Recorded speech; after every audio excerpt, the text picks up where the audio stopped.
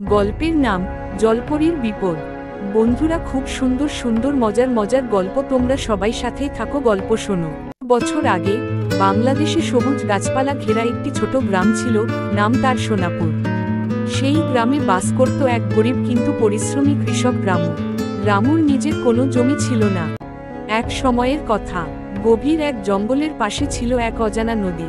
সেই নদীর গভীরে বাস করত এক সুন্দরী জলপরী, নাম তার নিভা। নিভা ছিল গর্ভবতী। তার গর্ভে বড় হচ্ছিল এক অলৌকিক শিশু, যার জন্মের সাথে সাথেই সে নদীর রাজকুমার হবে। নিভার বন্ধু ছিল এক রঙিন পাখার পরী, তার নাম ছিল রঙ্গিলা। রঙ্গিলা ছিল নিভার একমাত্র সহায় আর রক্ষক। প্রতিদিন রঙ্গিলা এসে নিভার খোঁজ নিত আর তাকে নদীর তীরে এনে সূর্যের আলো দেখাতো, যাতে শিশুটি সুস্থ থাকে। কিন্তু সেই গ্রামের এক ভয়ঙ্কর ডাইনি, যার নাম ছিল হরিদা, অনেক দিন ধরে এই অলৌকিক শিশুর গন্ধ পেয়েছিল।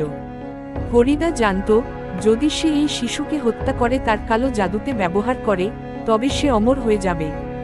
একদিন ভোর বেলায় রঙ্গিলা যখন বাঁশবনের ভেতর বিশ্রাম নিচ্ছিল, হরিদা চুপি চুপি এসে রঙ্গিলাকে জালে বেঁধে ফেলে। রঙ্গিলা কিছু করতে পারল না, তার রঙিন পাখা ছিঁড়ে দেওয়ার ভয় দেখিয়ে হরিদা তাকে বেঁধে রাখে। এরপর হরিদা নদীর তীরে গিয়ে নিভার ওপর আক্রমণ করে। নিভা প্রাণপণে লড়াই করে, কিন্তু সে গর্ভবতী, তার শক্তি কমে আসে। হরিদা কুড়াল হাতে নিয়ে নিভার গায়ে আঘাত করে, আর নিভা নদীর তীরে লুটিয়ে পড়ে। তার পেট থেকে শিশুটি বের করার জন্য হরিদা প্রস্তুত হয়। ঠিক তখনই বাঁশবনের ভেতর থেকে রঙ্গিলা চিৎকার করে দেবতার নাম নিতে থাকে। তার কণ্ঠ শুনে নদীর দেবতা জাগ্রত হন। নদীর বুকে বড় বড় ঢেউ ওঠে, আর সেই ঢেউ ভেঙে দেয় হরিদার কালো শক্তি। হরিদা পড়ে যায় নদীর জলে, তার কুড়াল পানিতে হারিয়ে যায়, আর সে নদীর গহীনে ডুবে যায়। রঙ্গিলা বাঁধন ছিঁড়ে নিভার কাছে ছুটে আসে। তার রঙিন পাখা জোড়া আবার আলো ছড়িয়ে দেয়। সে নিভার ক্ষত জলে ধুয়ে পবিত্র করে দেয়। নদীর দেবতা নিজ হাতে নিভার ক্ষত সারিয়ে দেন। কয়েক মাস পরে নিভা নিরাপদে এক ফুটফুটে ছেলে সন্তানের জন্ম দেয়। সেই শিশু বড় হয়ে নদীর রাজা হয়, আর রঙ্গিলা চিরকাল তার পাশে থেকে তাকে রক্ষা করে।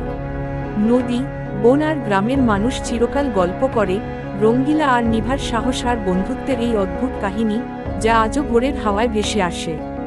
বন্ধুরা, ভিডিওটি যদি ভালো লাগে চ্যানেলটিকে সাবস্ক্রাইব করে দিবা। আমার গল্প শেষ।